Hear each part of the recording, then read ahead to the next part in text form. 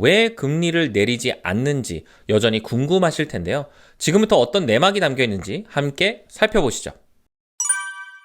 안녕하세요. 캐나다 위클리 케빈입니다. 오늘은 이번 금리 동결 결정에 담긴 3가지 핵심 이야기와 우리 몰기지 변화까지 한번 알아보겠습니다. 자, 우선 지금 시장을 한 줄로 정리하면 불안한 경제를 뒤로하고 더 큰 문제인 지정학적인 이유로 금리가 움직이는 시장입니다.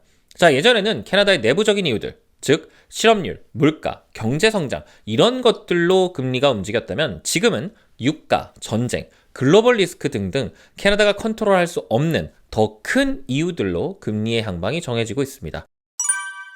물가는 이제 안정적인 2% 초반대를 보이고 있고 겉으로 보이는 수치는 매우 안정적입니다. 팬데믹을 지나면서 하이 인플레이션을 이유로 금리를 올렸으니 이제 목표치까지 내려왔으면 금리도 자연스럽게 내려줘야 하는데 그런데 쉽게 금리를 못 내리고 있죠. 그 첫 번째 이유는 약해진 경제, 나약한 성장력입니다. 자, 일반적으로 선진국의 이상적인 GDP 성장률을 3% 정도로 보는데요. 캐나다는 지난 20년 동안 경제가 안정적일 때는 이 3%를 충족시켰지만 어려운 시점, 2009년 또는 2020년은 마이너스 성장과 2023년과 24년도는 1%대 성장률을 보이고 있습니다. 자, 잠깐. 보통 경제가 어려우면 금리를 낮추면서 경기를 부양하지 않나요? 실제로 2009년 서프라임 사태 때도 6.25%였던 이 프라임 레이트를 2.25%까지 급격하게 인하시키면서 경제를 지탱했고 2020년 팬데믹 시기에도 3.95%였던 이 프라임을 2.45%까지 인하했습니다. 불과 20년 동안 두 번의 큰 위기에 같은 방법을 사용했고 우리는 안전하게 이 위기들을 벗어났죠. 자, 그래서 중앙은행은 앞으로 더 어려운 경제적인 위기가 왔을 때 금리를 내리려고 지금은 체력을 비축하고 있는 겁니다. 자, 중앙은행은 앞으로 더 어려운 위기가 올 것이라고 어느 정도 예상하고 대비하고 있는 거죠. 자, 좋게 이야기하면 지금은 힘들지만 미래를 준비하고 있다일 수 있지만 사실 캐나다의 경제는 어렵고 외부 리스크를 감당할 만큼 경제적인 체력이 없다로 해석이 됩니다. 자, 그래서 중앙은행은 지금 내부적으로 인플레이션이 해결되었지만 선제적으로 금리를 내리지도 못하고 그렇다고 올리기도 부담되는 굉장히 애매한 포지션에 있고 그래서 동결을 한 겁니다. 자, 두 번째 이유는 지금 시장에서 가장 중요한 변수, 바로 유가입니다. 자, 간단한 경제적인 연관성은 유가는 채권에 영향을 주고 채권은 금리에 영향을 줍니다. 자, 최근 데이터를 보시면 원유 가격과 캐나다 5년 채권 금리 이 상관관계가 0.74까지 올랐는데요. 자, 쉽게 이야기하면 두 지표는 거의 같이 동일한 방향으로 움직인다고 볼 수 있습니다. 자, 원유가 오르면 캐나다 채권도 오르는 구조입니다. 자, 실제로 지난 3월부터 65불에서 100불까지 급격하게 오른 유가와 비슷하게 캐나다 채권도 그대로 올랐죠. 특히 호르무즈 해협 봉쇄 이슈로 유가가 계속 자극을 받고 있고 자연스럽게 유가 상승과 인플레이션의 압박이 채권 금리 상승을 만들고 있고 지금 현재 고정 몰기지의 금리 상승에 힘을 실어주고 있습니다. 즉 지금은 중앙은행의 방향성보다 유가가 더 강하게 이 금리에 작용을 하고 있는 거죠. 자, 세 번째 이유는 금리 인하에 대한 기대감이 실제로는 사라졌기 때문입니다. 자, 작년 말과 올해 초만 해도 2026년에는 금리 인하가 어느 정도 다시 시작될 거다라는 시장의 기대가 있었는데 지금은 완전히 바뀌었죠. 자, 시장에서는 이제 금리 인하에 대한 기대는 거의 없고 오히려 연내 인상 가능성을 점치고 있습니다.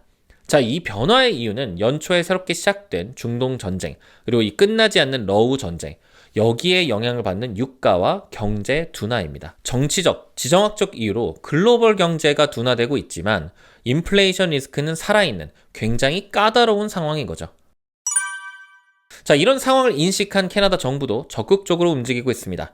자, 4월 17일 마크 카니 총리는 250억 달러의 규모의 캐나다 스트롱 펀드, 이 국부 펀드를 발표했는데요. 자, 핵심은 국가적 대형 프로젝트 투자 자금의 확보, 민간과 공동 투자 자금, 그리고 국가의 재정 적자 관리를 위한 펀드인데 더 자세한 디테일은 기다리고 있지만 자, 일반적으로는 이런 국부 펀드가 발행된다면 국채 발행을 줄이고 채권 공급을 감소시키면서 금리 하락에 어느 정도 영향을 줄 수 있습니다. 즉 유가 상승과 반대 방향의 힘을 인위적으로 만드는 건데요. 자, 이런 움직임들이 사실 어떻게 진행될지는 더 지켜봐야겠지만 지금 현재 보이고 있는 금리 상승의 압박을 어느 정도 해소하려고 하는 이 정부 차원의 노력이라고 보시면 좋을 것 같습니다. 자, 그럼 이번에는 우리들의 이야기를 한번 해보죠. 이미 몰기지가 있는 분들은 큰 변화는 없습니다. 자, 변동 몰기지를 가지고 계신 분들도, 그리고 이미 고정으로 묶으신 분들도 모두 먼슬리 페이먼트와 이자에는 변화가 없을 겁니다.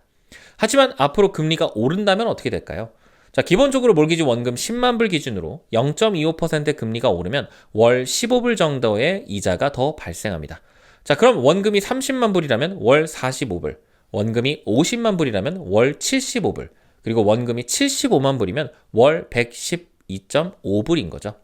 자, 그리고 이걸 1년 단위로 환산하면 더 의미 있는 큰 차이가 생길 겁니다. 자, 이제 금리가 오른다라고 가정했을 때 우리가 할 수 있는 방법은 나의 몰기지를 고정으로 변경하거나 오르는 변동금리를 예상하여 미리 보수적인 현금 흐름을 확보하거나 당분간은 변동금리에 대한 현실적인 기대치를 조정해야 할 겁니다. 집을 매각하는 과정에 있거나 계약 만기가 얼마 안 남았다면 금리가 올라간다고 판단해도 변동으로 계속 있을 수밖에 없는 분들도 있을 테니 본인의 사정을 잘 파악해야겠죠. 자, 한번 정리를 해보죠. 자, 예전에는 시장 논리와 경제 상황으로 금리가 움직였다면 지금은 유가와 전쟁의 진행 상황에 따라 금리가 움직일 가능성이 높습니다. 자, 이번 시즌의 핵심은 당분간 금리는 경제가 아니라 이 외부 변수로 더 강하게 움직인다이니, 그래서 지금은 금리를 예상하는 예측 게임이 아니라 리스크 관리에 힘써야 하는 전략적인 접근이 필요합니다. 자, 여러분은 지금 상황에서 어떻게 금리가 흘러갈 것 같으신가요? 현 상황이 계속 유지될까요? 아니면 더 올라갈 가능성이 높다고 보시나요? 댓글로 여러분들의 의견을 남겨주시고 더욱더 건설적인 이야기를 함께 나누면 좋겠습니다. 이상 캐나다 위클리의 케빈이었습니다. 감사합니다.